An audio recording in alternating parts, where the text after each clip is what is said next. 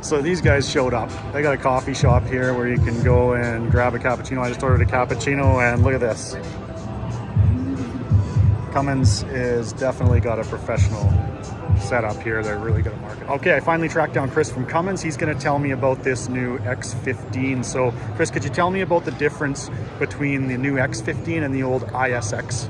Well, I think the difference is there's really not a lot that's the same. And so this is a complete clean sheet design. This is one of the first engines that's being built on the new Cummins Helm platform. So Cummins Helm stands for higher efficiency, lower emissions, multiple fuels. And the idea is we're trying to commonize our engine platforms as much as we can. So the block and a lot of the components below the head gasket are going to be pretty similar, no matter what 15 liter you're looking at.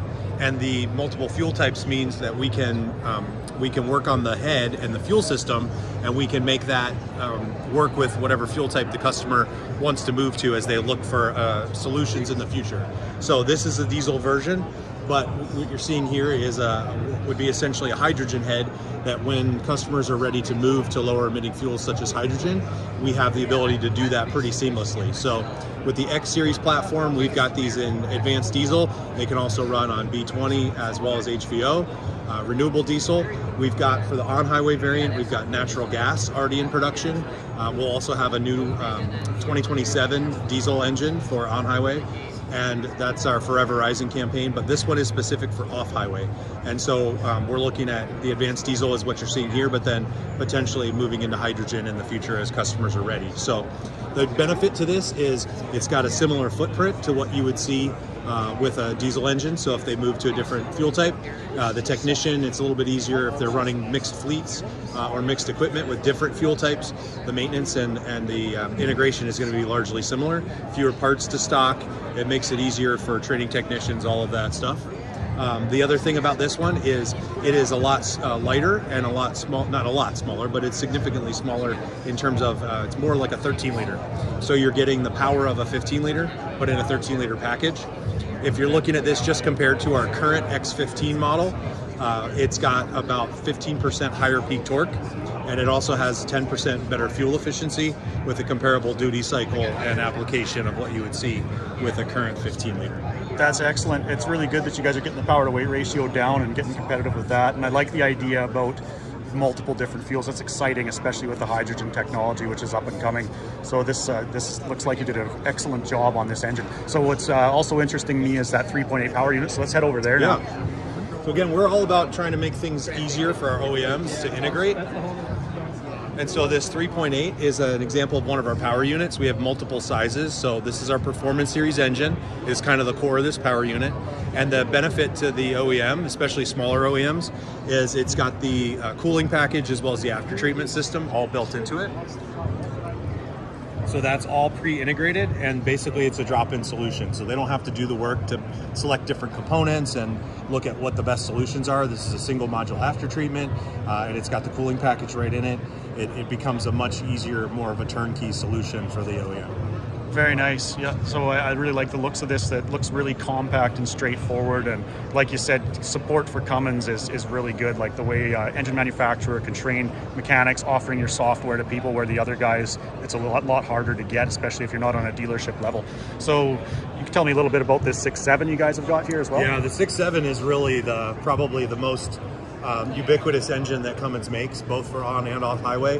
The 6.7, particularly the B series in general, we've made over 13 million of those since it was introduced back in 1983. So I think this version, we probably had about 5 million engines produced, but this is really the workhorse. This is the one of the engines that is really bulletproof. And so the B6.7 goes in a ton of different pieces of equipment. It's just got a super solid reputation, and it's something customers really like because it's just so dependable, and it really kind of outpunches its weight class. It's one of those things that you can downsize from maybe a bigger engine just because it's got the power and performance that they're looking for in a really nice, compact, workable package. Do you know much about the gasoline version of this one? So we are launching a B67 octane that is an on-highway engine. So that's going to be sold into truck OEMs in North America. We're actually going into production. We've already started limited production. Engines are going to be shipping to truck OEMs this month in March. So that is something that we will have actually at Work Truck Show in Indianapolis. But that's something that customers are excited for. It gives you the simplicity of gasoline, but the durability of a Cummins diesel. And the nice part about that is for fleets that are already using gasoline in their work. So think about a company like a landscaping, where they're using gasoline to power a lot of their mowers and their leaf blowers and things like that. It just becomes a one-stop solution. Also for the rental business, if somebody's renting out box trucks, the customer, the end user who's going to be renting that for a week or a month doesn't need to worry about DEF or regens or diesel. It's really easy. They're familiar with gasoline, and they can get in the truck, turn it on, and it's going to go. Excellent. That's interesting. It's going to be a little bit of an adaptation for people to be putting gasoline into a truck that says Cummins on the fender. But yeah, that makes sense though when you explained it, that you make a gasoline engine, a version of this engine. And I agree with you. The B series Cummins, right from the 5.9 up, it's like the Chev LS of the diesel world. I mean, these things are found all over the place. They're time proven. They're tough. You can get a lot of horsepower out of them, and they work good. I personally own 2 trucks with B series 5.9 Cummins, so I'm familiar with how rugged they are. So excellent. It was really nice to see some of the new stuff and what's available from Cummins. Thanks a lot for your time, Chris. Yeah, thank you.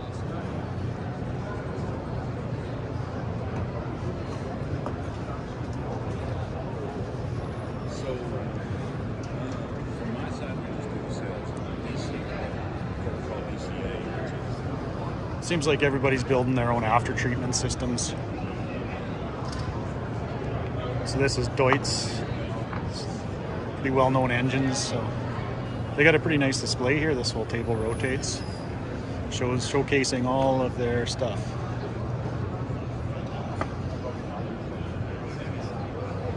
I don't know what size this is. I didn't know Deutz built anything this big.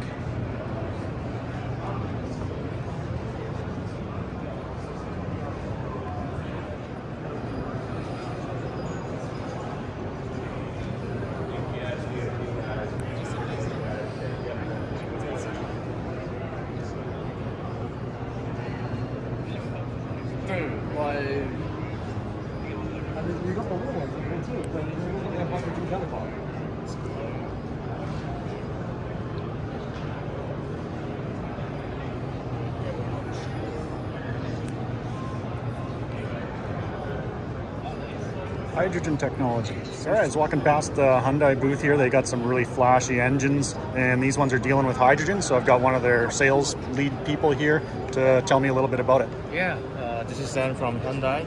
So I'm gonna briefly introduce about HX12, which is like a 12-liter hydrogen engine from our company. So it is like a 11.1 liter, and we do have we started to develop this type of engine as a future technology. So we have one customer using for a truck, and yeah, we are still on the validation progress with this truck company right now.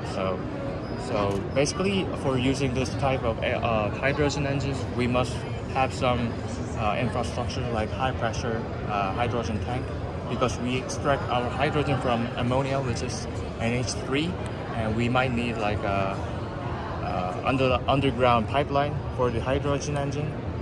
So we can use both in the vehicle and the generator spec as well. So if you guys have any interest in a hydrogen engine, as this is like a new technology right now, so we do have a Euro 6 certificate and APA Tier 4 and European Stage 5 as well. So maybe in Europe and some Asian countries are currently developing under by government policy.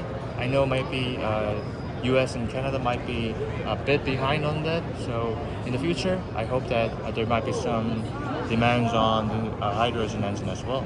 Yeah, thank you guys. Yeah, awesome. Yep, that's really exciting to see this new technology being developed in clean burning hydrogen. It's coming on the market. Okay, this bigger V12 also runs on hydrogen. So tell me a little bit about this engine. Yeah, this is like a B12 cylinder engines, and it is like 21.9 displacement. And we're developing this just for the generator base right now, because for this type of big engines, we do not have currently any demands for like a vehicle or in industrial applications. But we do have similar size and diesel right now, but in terms of this type of like a big power range, we just can use right now for the generator-based engine right now. And we are also validation progress as well, and we are get some government funds. They subsidize us on development on this hydrogen engine, and we do have some facility just for this hydrogen engine right now. So we are on like 10,000 hour. We have a goal for like a 10,000 hour running time, but we are on like 2,000 hour right now in our plant in Gunsan. So we really look forward to develop this kind of new technology because, I mean, in terms of AI data center market, they might need some grid things as well. So I hope in someday for clean energy, with a government policy, we might be using those kind of hydrogen-based generator in the near future. It's a perfect application for hydrogen is generation, like I say, power generation. It just makes all the sense in the world, especially a stationary unit. Okay, well, thanks a lot for your time. It's a great display you guys have got set up, and I'm looking forward to seeing some of your equipment in the future. Thank you.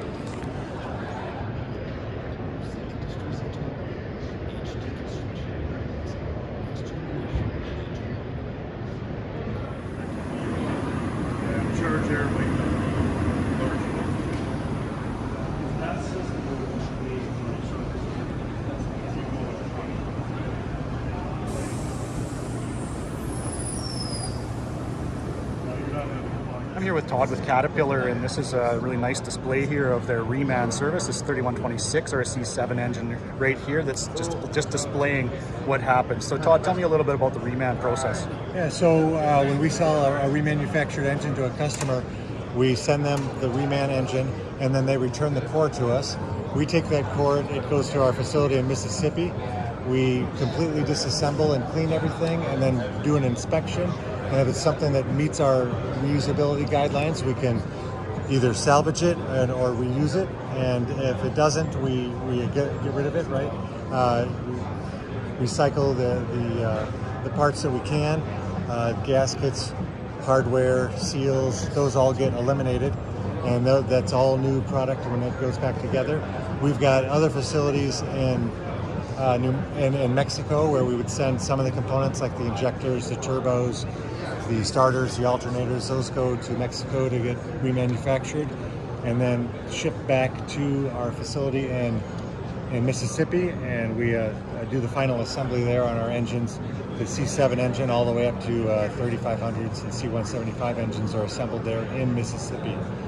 But everything is, inspected and returned to like new performance, same as new warranty when we sell it. The components themselves, if you buy a reman turbo, you get a 12-month warranty. If you buy a complete engine, that comes with a 2-year warranty.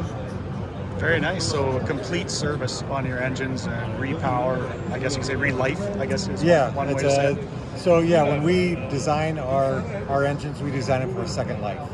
And so we're taking advantage of that robustness that we built into it from the start to give this product another life. I've always appreciated that about Caterpillar, like the machines as well as the engines and everything else that you guys make, that there's always that option to relife a machine and then you get another 15,000, 20,000 hours out of it instead of buying a new one. So it's really a good service. It's a great price point too. It really helps the customer lower their total cost of ownership. Absolutely. Excellent. Okay, well, thanks a lot, Todd. Looks like a good service that you're offering here.